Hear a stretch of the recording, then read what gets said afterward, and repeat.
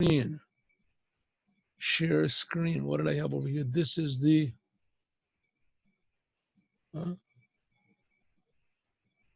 There it is. Okay, we are learning now the laws of muktzah. Muktzah.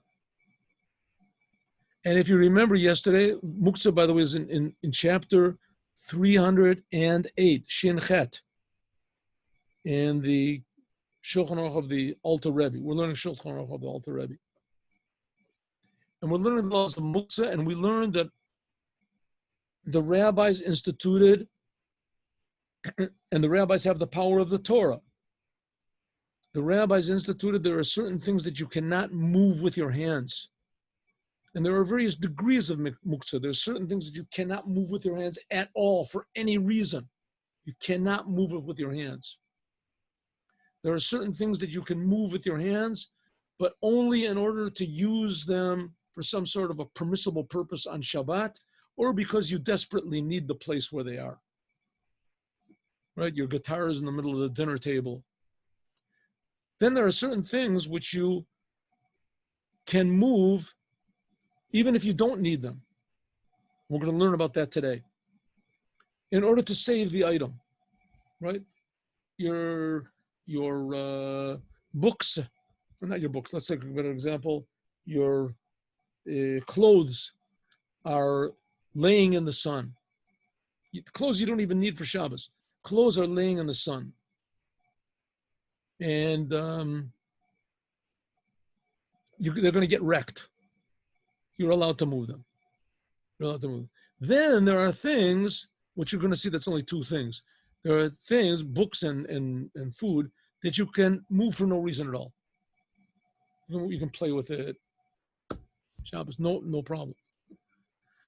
So that's the four types of. Yesterday we learned, if you remember, in law number 14 and 15, now we're learning law number 16, 14 and 15, that this whole prohibition of the rabbis of muktzah only forbids moving things with your hands. If you're not moving it, then you can touch it.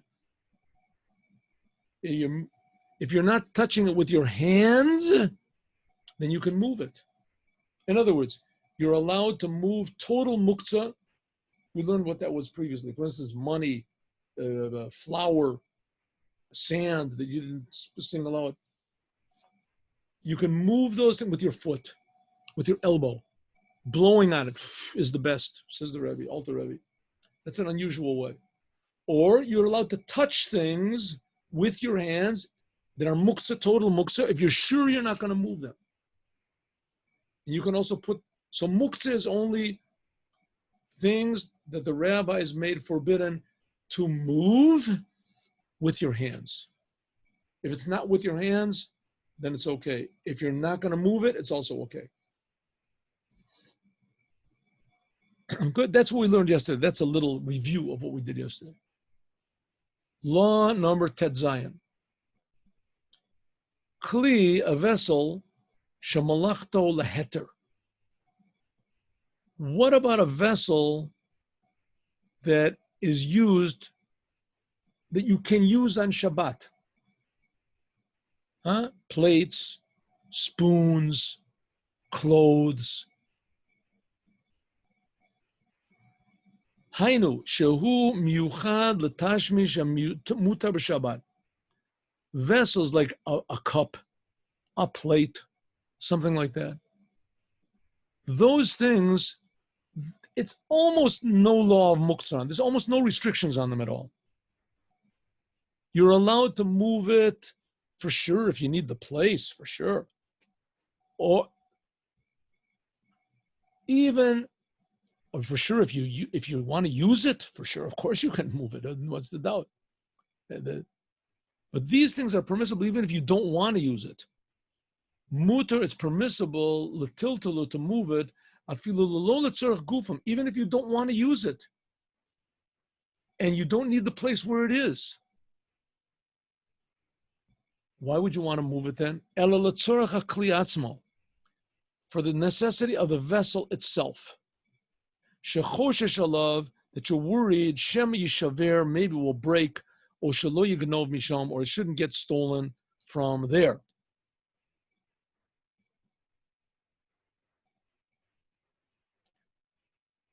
Your plate, you left your plate out, you ate on a picnic. By the way, you should know you're not really supposed to have picnics on Shabbos. Did you know that? Picnics you're not supposed to have unless it's not on the grass. Because there's a worry that if you eat outside on ground, that you'll water the ground unintentionally. And here it's not so unintentionally because it's almost inevitable that some sort of water is going to fall on the ground, and you're not allowed to water the ground, especially if there's grass or something growing there, you can't wash it. So if you want to make a picnic, try to put something under the table or make the picnic on cement or false grass. A lot of people buy plastic grass, lasts a long time, saves money on water. But let's say you make a picnic outside in a permissible way and you leave all the dishes out there. And your wife says, take in the dishes. Well, I'll do it later on. Says, no, the cats are going to come. They're going to eat this. They're going to break all the dishes. Take it in. So you say, well, I can't move in there. Why? Because I don't need the dishes at all. We don't need the dishes to move them in. They're muksa. So your wife will say to you, well, I see that you're a little bit of an amo oretz. Why you say a thing like that to me? Because it says clearly in the Shulchan Aruch, Siman Shin Ches,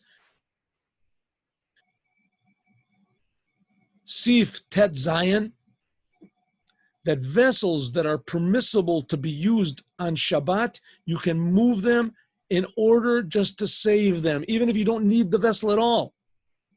That you're worried that maybe it'll break, maybe it'll get stolen from there, right? You want to move it just to hide it, or the taltal from the sun to the shade, you can move it. You're allowed to. And you say back to your wife, I was just testing you out. I just want to see if you really, knew the Shulchan Aruch, what type of wife. Of course I knew. Of course I knew the law. It's a question, right? And now you know the law. If there are things that might get broken, might get stolen, and those things are permissible to move, like I said, clothes, shoes, whatever like that, then you are allowed to move them on Shabbat. There's no law of muktzah on them. Almost. There is certain restriction on these vessels that you are used for a permissible purpose, plates, clothes.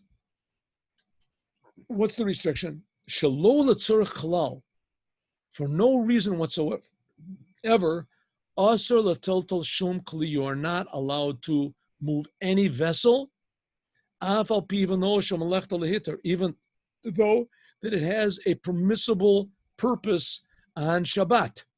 A fork, a knife. The Mishnah Berurah disagrees with this a little bit. A fork, but let's do the Alter Rebbe first.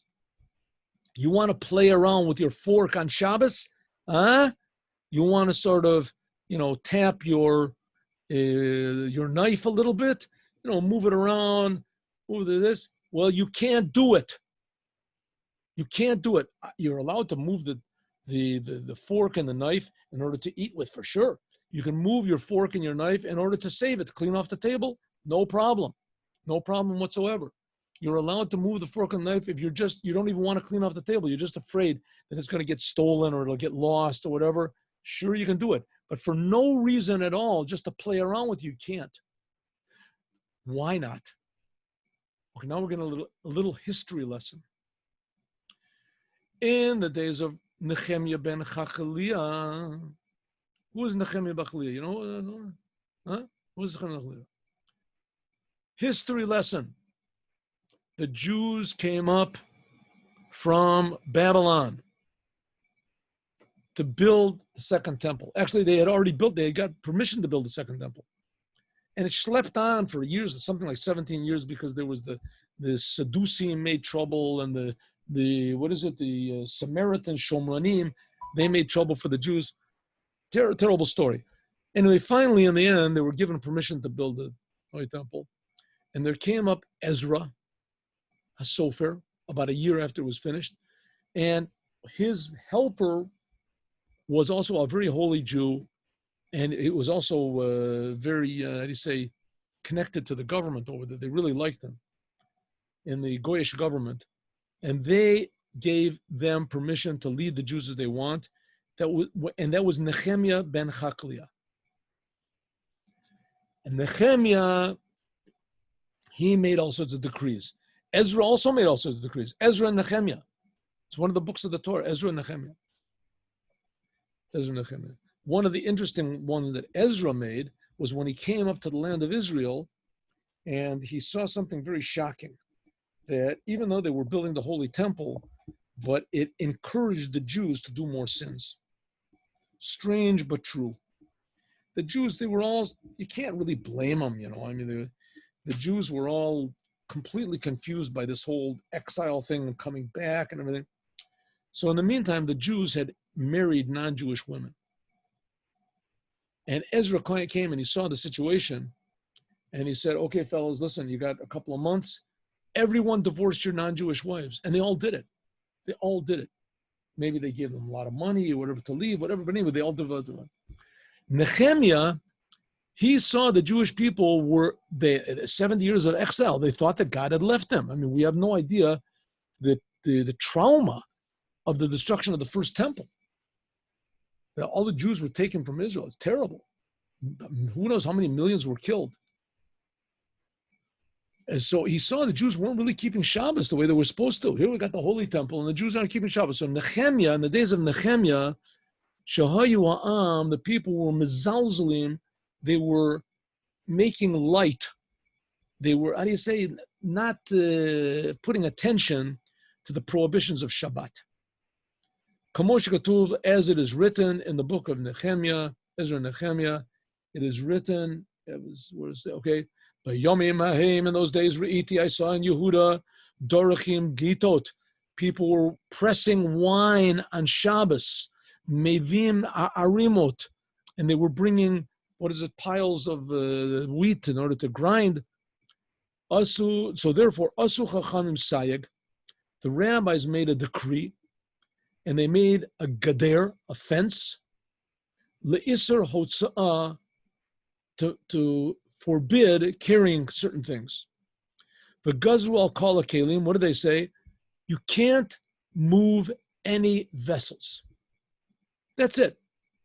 Even though the Machta Leheter, you cannot move them at all, even if you want to use them for a permissible purpose, except, in other words, according to this, if you want to eat, how would everybody eat? You'd have to eat directly from the pot. So he said, "Okay, let's not go overboard here. You couldn't touch anything with your hands. Chutz, except for kosos, cups, karot, plates, sachin, knives, eating utensils, and except certain things. That you need very much. Your pants, your shoes, your clothes, you can put them on. Right? We don't go overboard. But anything that you do not need immediately, and shall we say desperately, you can't move. You can't touch it. You can't move it. Nehemiah saw the situation was really, really bad. So he said, that's it. No more. Surat Shabbat.